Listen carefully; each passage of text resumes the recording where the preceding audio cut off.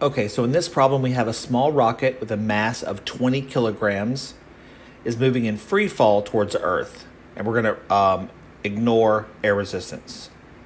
When the rocket is 80 meters above the surface of the Earth, it's going to be moving downward with a speed of 30 meters per second. At that instant, the rocket engine is going to start to fire, and it's going to produce a constant, that's a key word there, a constant upward force of F on the rocket. So what we want to do is we want to figure out, we're trying to land this rocket basically. The rocket's coming down and it's going currently the speed of 30 meters per second. And we want to have a soft landing. Soft landing means we want it to be at 0 meters per second at the moment it hits the Earth. So it's going to go from 30, 29, 28, 27, et cetera, et cetera, et cetera. And by the time it gets down to like right above the Earth, we want to be at 0 meters per second because we want to have a nice soft landing and, like not break or explode when it hits the Earth. Okay. Now, in these problems that you've seen before, there are typically two ways to solve them. Well, there's one general way to solve it, and that's this way: is you can take the laws of motion, kinematic equations, et cetera, and you can solve them i.e. the traditional way. And of course, you could pause the video right now and look at these. Look at this solution if you want to, but I'm not going to solve it this way. I'm going to solve it my general way, which is like using graphs and algebra, trigonometry, geometry, and then integral or differential calculus to solve these problems. So, okay. All right. So what I like to do is maybe this is generally what I like to do is maybe sketch out a diagram, which I did. You can see on the left right here. Here's the rocket. Its mass 20 kilograms. It's going 30 meters per second. That's its velocity, and it's 80 meters above the Earth. Okay. And now the rocket engine is going to come on. So first of all, sketch the problem out, which we did. Now what I'm going to do is I'm going to create a velocity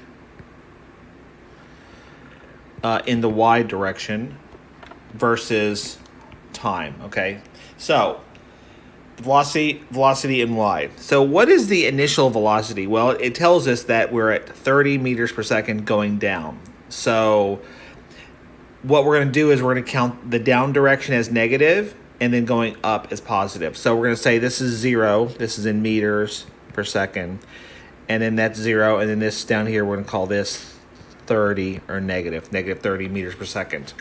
Right, it's negative because it's going down, and not if it was positive 30, that means it's going up.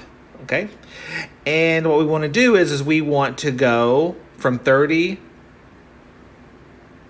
to 0. 30 to 0. Now, you can see this line. You're probably wondering, why did I make a straight line? Why isn't this line curved or whatever? Well, it's because the acceleration or the force, it says the force has to be constant. And if the force is constant, that means the acceleration has to be constant, because you probably remember the Newton's second law, F equals ma. So if the force is constant, then the acceleration is constant. Okay, so this line here represents the acceleration. Great. Or the slope. The slope of this line represents the acceleration. So that's how come we know this line is a straight line. Okay, because it said the force should be constant. Great. Now, the next thing we know is that the rocket ship will be going down. It will traverse 80 meters, right? It'll traverse. When it goes from 30 meters per second down to 30 meters per second down to 0, when it does that, it will traverse 80 meters, okay?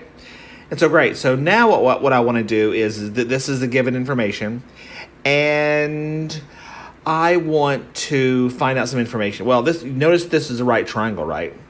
And so what we can do is we can say, oh, well, the area of a right triangle is 1/2 times the base times the height. Area is 80, and then 1/2 is, 1/2. Base is, we don't know what that is. That's the time. And then the height is the velocity, which is negative 30. Now, one small change, or one small thing I need to make you aware of. If this is technically negative 80, because this area is below the x-axis, anything above the x-axis is a quote unquote positive value for area. Anything below it is considered negative. So we have to write, so mathematically speaking, it's like a negative area. Okay, so we have negative 80 equals 1/2 times b times negative 30. Great. So what's a half of negative 30? Well, that's negative 15 times b is equal to negative 80. And if you divide by 15, negative 15, that ends up being, that goes away.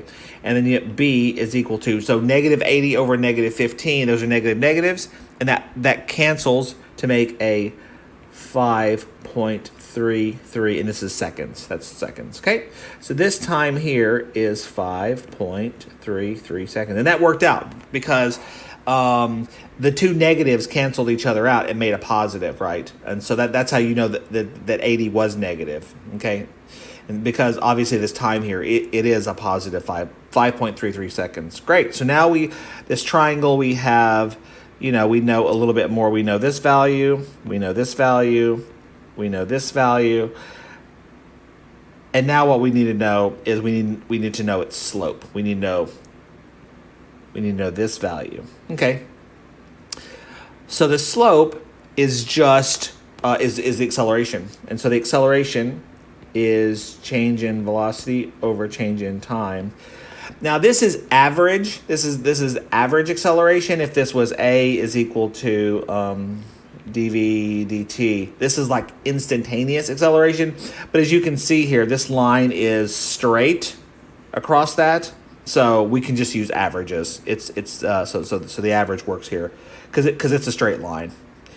If it was curvy, then yeah, we could use dv dt, but it's straight. Okay. So we're gonna use average acceleration. Okay. All right. So change in velocity. Well, that's change in velocity is the final minus the initial. So the final velocity is 0 meters per second. The initial one was minus and is a negative 30. And then change in time, the final time is 5.33 seconds minus the initial time, which is 0 seconds, okay? So you can see this becomes a plus on the side. So this basically becomes 30 divided by 5.33. Okay. And that ends up being 5.63. 5.63 meters per second squared, okay? So the slope of this line, maybe I'll change it to this color, is 5.33 t, and it's positive, right? Because you can see that this slope is going up. So it's a positive 5.33 t. Well, the actual equation for this line, you also need the y-intercept, which is minus 30. So technically speaking, this equation is the velocity as a function of time is 5.33 t minus 30. And so if you were to pass in a time, it'll tell you exactly what the velocity is, okay? It'll tell you exactly what the velocity is if you pass in a time. That's great. Now, if you wanted to know what the acceleration is, so remember, this function is a velocity of time, which includes the acceleration. But if you just want an acceleration, you would say d dt of this function 5.33 t minus 30. Okay. We're going to take the derivative of this function with respect to time, and you'll get just 5.33, which is what? A constant value. So remember, it's a constant force, so therefore you should have a constant acceleration, and that's what we have. 5.33 is the constant acceleration. So that's great. Okay, one other thing. So what I'd like to do is let's draw a little dot here. And so what I want to do is I want to provide an upward acceleration of 5. Sorry. Let me go back here. I actually made a mistake. I was confused. It's not 5.33. 5.33 is the second. 5.33 is the seconds. This is actually 5.63. So it's 5.6. It's no big deal. It's still the same thing, but yeah, it's 6.3. Yeah, 5.33 is the seconds. So this is 5.63. Yep. All right. So once again, this is the rocket. I'm gonna say this is R. This is the rocket, and it's traveling upwards. What we want it to do is we want to give a thrust that causes an acceleration of 5.63 meters per second squared. All right. Now, this R for rocket, R-O-C-K-E-T. Now, then this is up, right? So this is a positive value. There's a slight problem though, and that gravity is still there, right? Gravity is still with us, and so what gravity is going to do is gravity is going to provide a negative 9.8 meters per second squared of acceleration. So if you do this, you can see this isn't going to work out because gravity is actually still stronger. Whatever this acceleration is, 5.63, it's still less than gravity, right? So it's not going to slow it down. I mean, with the rocket being on, yes, it's going to slow it down a little bit, but it's still going to be accelerating down. Its velocity is going to continue to increase. It won't increase as much, but it'll still be increasing, which is not what we want. We want the velocity to go from 30 to 0. Okay. So what we would like to do is we would like to zero out this effect of gravity's acceleration. So what we can do is we could add on an additional plus 9.8 meters per second squared of acceleration. And so what that'll do is that'll effectively cancel that out, right? Because one's positive, one's negative, and so it'll effectively cancel it out. And then the only thing you have to worry about is just your 5.63, right? So what we're going to do though is we're going to take our 5.63 meters per second squared. Now, let me say this again. The 5.63 meters per second squared, that's what you would do if you wanted to slow down from 30 meters per second down to 0 if there was no gravity. So if there was no gravity, then this 5.63 meters per second squared, great. That works perfect. But we do have gravity. Okay, so we're going to add that to 9.8 meters per second squared. We're going to add that. And we will end up with a total acceleration of 15.43 meters per second squared. Okay? So this is the total acceleration that our engine should be providing. 5.63 will be to slow us down from 30 to 0, and then the 9.8 will just counteract gravity. Great. So now let's go back to Newton's second equation, his second law, which is force is equal to mass times acceleration. Remember, the question was what's the force of the engine in newtons? Well, we know that the mass is 20 kilograms, right? That's M. And then A, this is times, and then A is 5.63 plus 9.8, which equals, we already have that, 15.43 meters per second squared. Great. And if you multiply 20 kilograms times 15.43 meters per second squared, you get 308 newtons. 308 newtons, and that's the force. And that's the final answer.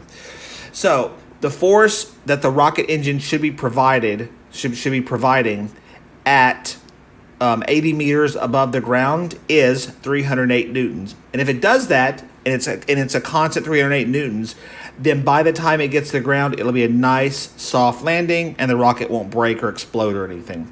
Now, to prove that this is actually correct, if you go back, remember this is the answer here is 308.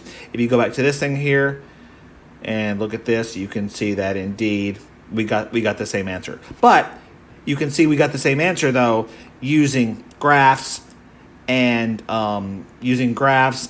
some algebra, some trigonometry, using some right triangle stuff, and some calculus. Not really any integration, but we did some in this specific example. We did some differentiation, and yeah. So there you go.